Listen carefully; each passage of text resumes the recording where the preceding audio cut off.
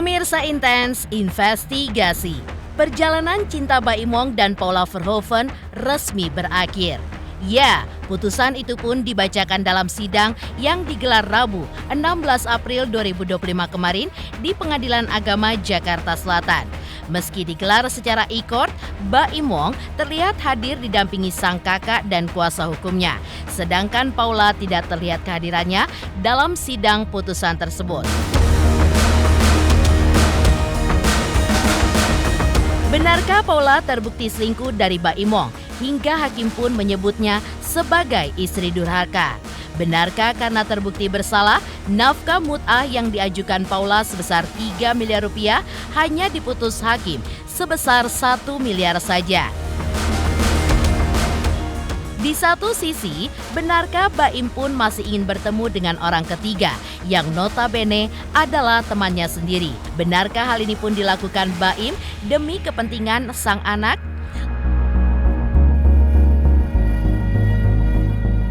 Lantas bagaimana dengan respon pihak Paula dari putusan ketua hakim yang sudah mengabulkan permintaan Baim, hak asuh anak dan juga nafkah mut'ah yang hanya disetujui hakim sebesar 1 miliar tersebut?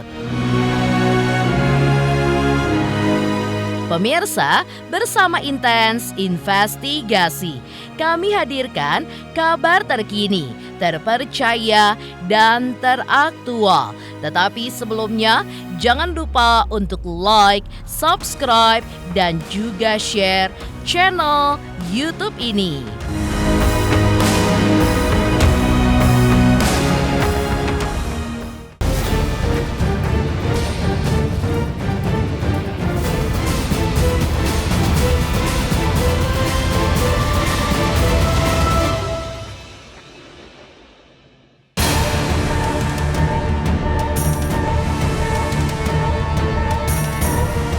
Hari yang dinantikan Baim Wong dan Paula Verhoeven akhirnya tiba juga. Ya, Rabu 16 April 2025 kemarin menjadi hari penentuan nasib rumah tangga keduanya yang mulai dibangun sejak 22 November 2018 lalu. Namun, 7 tahun usia pernikahan mereka tanpa diduga harus berakhir dengan perceraian. Ya, dalam putusan Pengadilan Agama Jakarta Selatan kemarin, pasangan yang dikaruniai 2 anak ini pun resmi dinyatakan sudah bercerai. Dalam agenda putusan tersebut, Baim tampak hadir bersama dengan kakak dan kuasa hukumnya, sedangkan Paula pun tidak terlihat kehadirannya dalam putusan tersebut. Meski ketua hakim tidak membacakan langsung hasil putusan dalam sidang, namun dari Humas Pengadilan diperoleh informasi dari proses perceraian panjang Baim dan Paula. Menurut Humas, Paula pun terbukti selingkuh dan tidak menjalani kewajibannya sebagai seorang istri, sehingga Paula pun memenuhi unsur nusyus atau durhaka. Nomor saya memang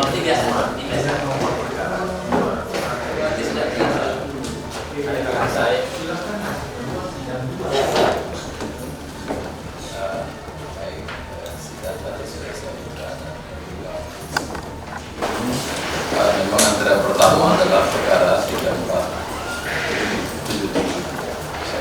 dengan agenda pembacaan putusan secara elektronik. Betul ya. Tapi dipastikan segera setelah ini saudara kuasa dan juga prinsip bisa membaca, termasuk temuan. Tapi tidak saya bacakan di sini. Siap ya, Mas. Terima kasih. Terima kasih. Saya kira tidak. Maaf ya batin ya, Mas.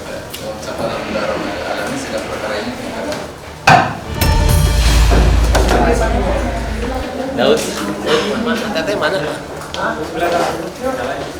Maaf ini kakak saya. Oke. Terima kasih ya. Tentang adanya pihak ketiga. Ya. Juga di dalam persidangan majelis hakim juga menyatakan itu terbukti.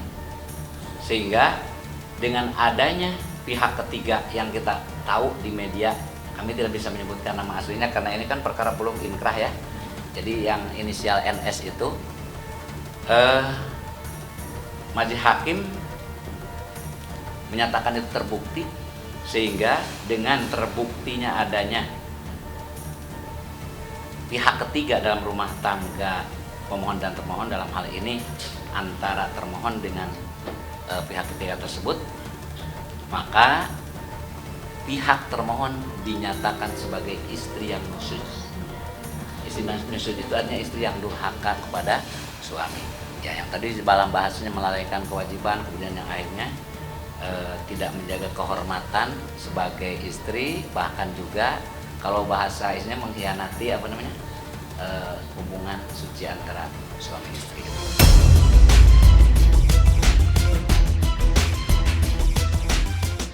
Sampai pada titik pengadilan meresmikan perceraian. Di satu sisi, Baim pun juga merasa lega, sekaligus sedih dan juga terluka. Hingga ia pun kembali mengungkit sosok yang diduga menjadi orang ketiga, yang notabene adalah temannya sendiri, agar muncul untuk menjelaskan semuanya. Ya, meski sakit atas pengkhianatan yang sudah dilakukan Paula, namun ia pun juga menegaskan jika semuanya itu bukan pure kesalahan Paula. Baim pun menegaskan tidak akan ada dendam, sekaligus juga membantah terkait tudingan terhadap dirinya yang sudah menjauhkan anak-anak dari Paula. Lega, senang, berat juga. Ini salah satu cobaan yang terberat ya buat saya. Jadi tapi maknanya terlalu banyak. Apapun itu keputusannya, dari awal kita berangkat sampai sekarang, kayaknya kakak-kakak saya sama saya tuh nggak ada pikiran untuk menang kalah. Kita malah ngomprolinnya film, Niza. Jadi buat saya itu, ya mas, kita di sini sudah benar-benar mau menerima apapun itu, dan yang pastinya yang terbaik buat anak ya. Saya nggak akan bilang, mungkin akan bilang dari sekarang ya, apapun itu saya tidak akan dendam, tidak akan marah sama siapapun. Maafin saya juga kalau selama ini saya sama keluarga juga, ini kan menyangkut keluarga juga ya, kayak pasti masalah saya itu mempengaruhi semuanya, apalagi juga ada ayah saya juga. Mudah-mudahan sampai sini saya juga udah bilang sama Paula waktu itu di chat, ayah saya sudah nggak ada, ibu saya sudah nggak ada, kita tenang yuk untuk ini. Cuman kalau emang terjadi seperti ini, mudah-mudahan setelah ini tuh semuanya tenang, nggak ada lagi untuk kita mungkin posting atau apa gitu ya, untuk tiba-tiba ada narasi lagi. Tenangin aja, karena kasihan anak-anak. Saya pun sampai sekarang juga menjaga banget mengenai kejadian atau nggak apapun itu. Saya hanya beberkan di pengadilan. Saya masih menjaga banget sampai sekarang privasinya ibunya, bahkan juga privasi dari yang kita gugat ya. Saya cuma menyayangkan satu, balik lagi, ini sebenarnya bukan sepenuhnya salahnya Paula. Ada satu orang yang harus menjelaskan kejadian ini. Itu adalah teman saya. Setahun saya menunggu dia untuk menjelaskan kepada saya. Saya tidak pernah melarang Paula ketemu sama anak-anak, dan tidak pernah melarang Paula untuk nginep sama anak-anak. Itu yang bikin benci ibu-ibu sama saya dan juga teman saya. Tapi saya bilang di sini dengan sadar, dan saya agama Islam, demi Allah, saya nggak pernah. Mau percaya atau enggak, yang penting saya udah bilang. Gak usah naik banding. Saya yang akan kasih hak asuh anak itu pada Paula. Jadi gini, bukan mengenai rebut-rebutan anak. Ada dari sifat laki-laki yang harus saya harus buktiin kalau memang itu salah. Gak bisa. Karena saya laki-laki. Tapi bukan dengan cara seperti itu. Cara yang kita lawan-lawan. Enggak. Balik lagi, doain ya. Doain semuanya kayaknya sudah saya ngomong di sini, walaupun dadakan juga. Insya Allah doain aja yang terbaik ya.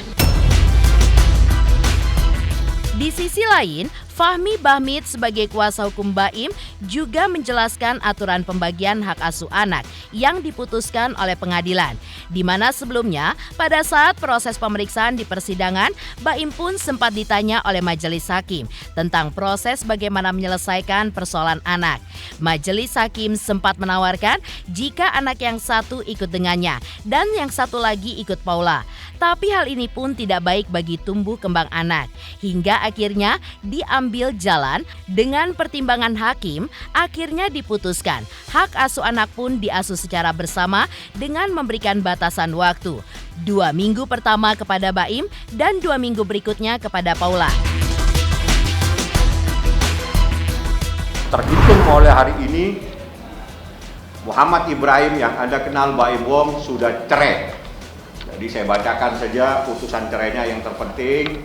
Mengabulkan permohonan pemohon untuk sebagian, memberi izin kepada pemohon Muhammad Ibrahim bin Joni Jailani untuk menjatuhkan talak 1 raj'i kepada termohon Paula Verhoeven binti Edi Verhoeven, menetapkan anak yang belum dewasa, belum memayis yang bernama Kiano Tiger Wong, tempat tanggal lahir dan seterusnya, Kenzo Eldrago Wong, tempat dan tanggal lahir 9 Oktober 2021, yang di atas 27 Desember 2019, berada di bawah pemeliharaan bersama joint custody oleh pemohon Muhammad Ibrahim bin Joni Jailani dan termohon.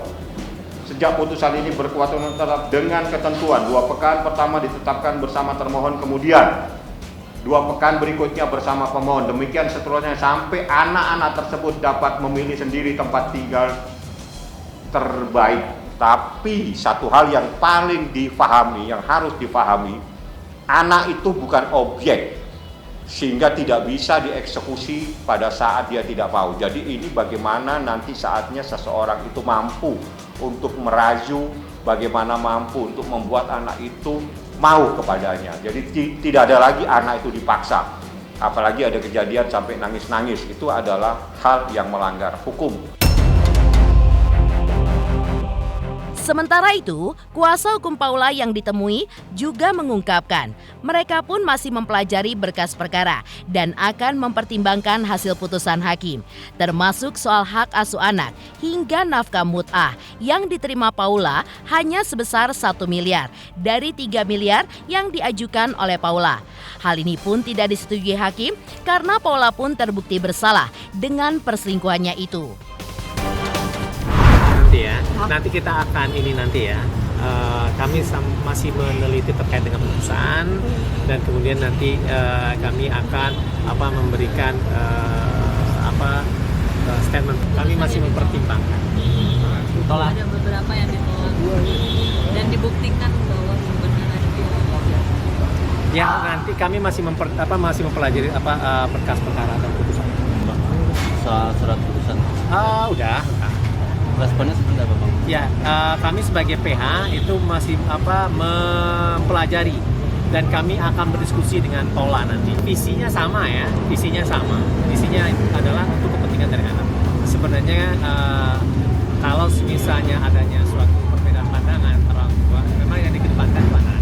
Intinya kan sebenarnya lebih kepada satu, ada hak dari seseorang ya, terutama bagi istri gitu ya, dan mantan istri saat ini.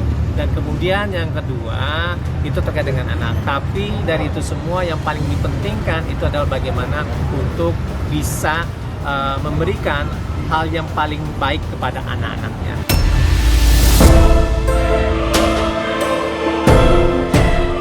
Di sisi lain, Paula pun tidak hadir saat sidang putusan perceraiannya dengan Baim. Namun, di media sosialnya, ia pun menunjukkan sedang bersama dengan kedua anaknya. Paula pun juga sempat menyebutkan bahwa kini ia pun bahagia dengan hal-hal yang ia perjuangkan. Dan seperti inilah curhatan yang tertangkap di sosial medianya tersebut. Tuhan, jika aku tak selalu beruntung dalam banyak hal, setidaknya izinkan aku berjuang.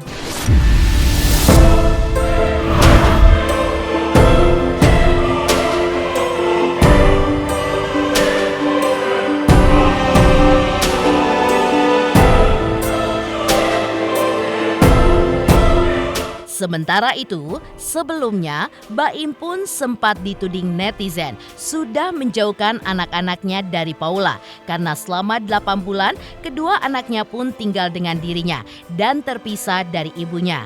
Lalu, seperti apakah tanggapan Baim?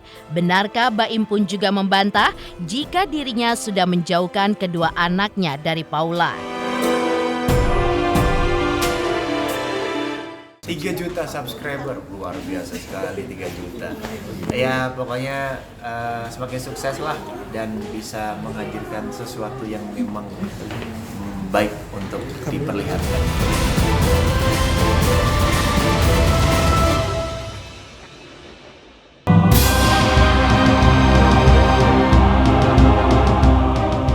Kisru hak asuh anak antara Baim Wong dan Paula sempat menjadi sorotan. Pasalnya, semenjak Baim melayangkan gugatan cerainya kepada Paula, ia dan Paula pun sudah hidup terpisah. Baim dan kedua anaknya tinggal di kantor, sedangkan Paula tinggal di rumah Baim. Hal ini pun sudah berlangsung selama 8 bulan. Hal ini pun yang membuat pihak Pengadilan Agama Jakarta Selatan beberapa waktu lalu sempat melakukan pemeriksaan di 3 tempat.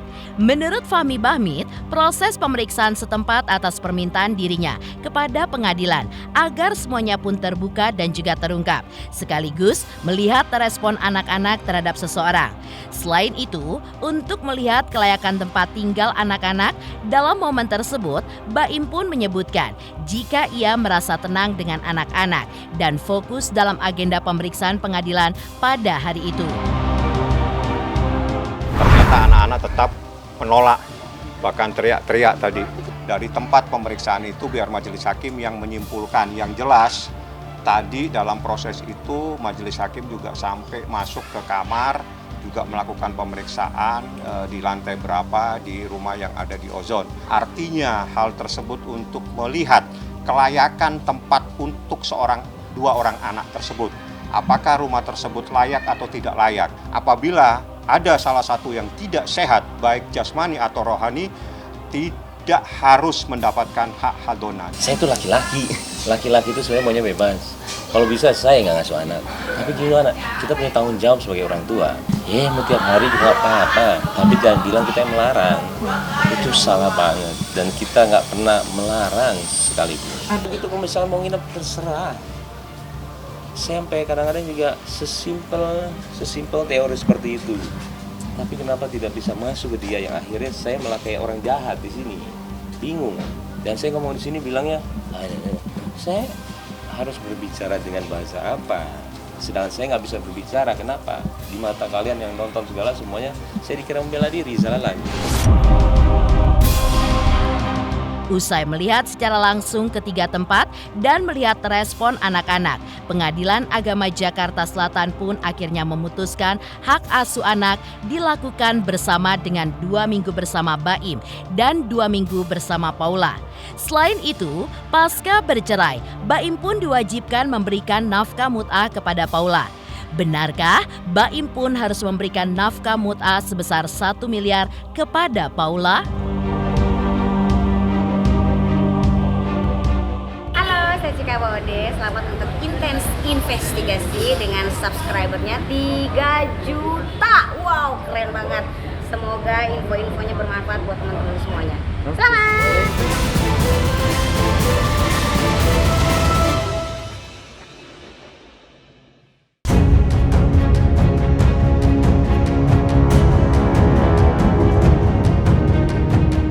Pasca resmi bercerai dari Paula, Humas Pengadilan Jakarta Selatan menyebutkan bahwa Baim Wong diwajibkan memberi nafkah mut'ah kepada Paula.